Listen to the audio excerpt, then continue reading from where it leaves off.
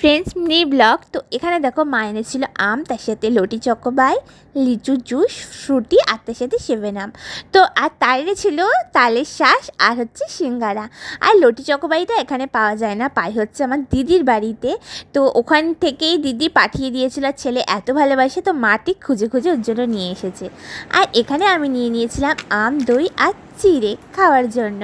তো রুটি আমার একদমই ভালো লাগে না, তো তার জন্য। আর এখানে দেখো গতকাল বিকালে খুব মেঘ করেছিল আর খুব বৃষ্টিও কিন্তু হয়েছে। আর এখানে দেখো আমার কাকা শ্বশুরদের ছাদটার যে গাছটা, লেবু গাছটা হয়েছে, তো অর্ধেক লেবু দেখো সব হনুমানে ফেলে দিয়েছে, খাচ্ছে আর ফেলে দিচ্ছে।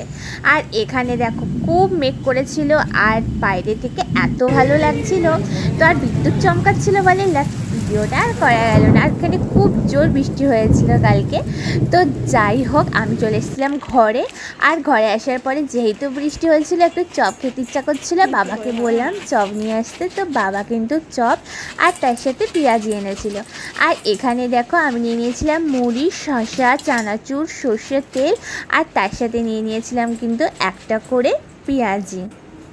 তো যাই হোক, তার সাথে একটা করে পেঁয়াজি আর চপ নিয়ে নিয়েছিলাম। যদিও চপটা রোজ খাওয়া হয় না, আর বাড়ির পাশে দোকান বলে মানে একদিন দুদিন ছাড়া ছাড়াই চপটা আনা হয়। তো পেঁয়াজিটা আমার একদমই ভালো লাগে না, চপটা ভালো লাগে, তো তার জন্য কিন্তু নিয়ে নিয়েছিলাম চপ।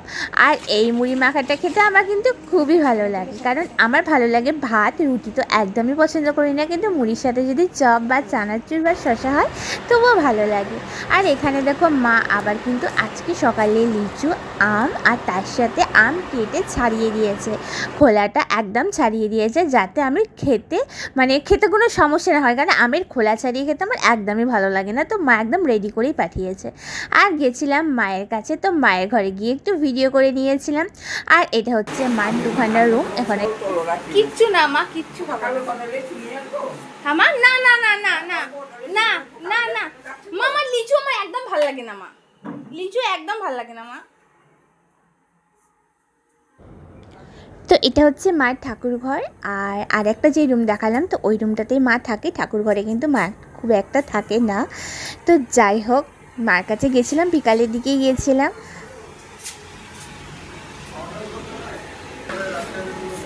না ডিউটি লিঙ্ক হয়, হ্যাঁ।